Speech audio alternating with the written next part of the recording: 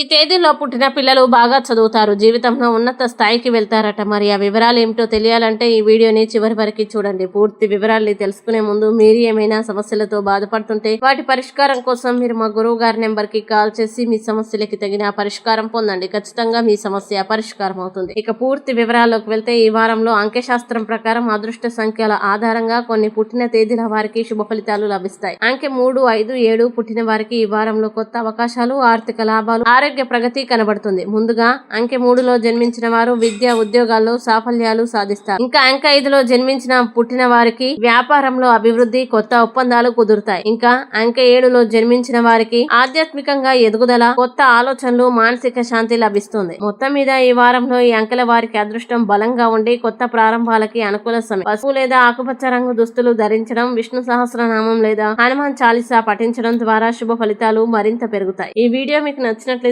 Like చేయండి, share చేయండి. ఇలాంటి మరిన్ని వీడియోల కోసం మా ఛానల్ ఇప్పుడే సబ్స్క్రైబ్ చేయండి.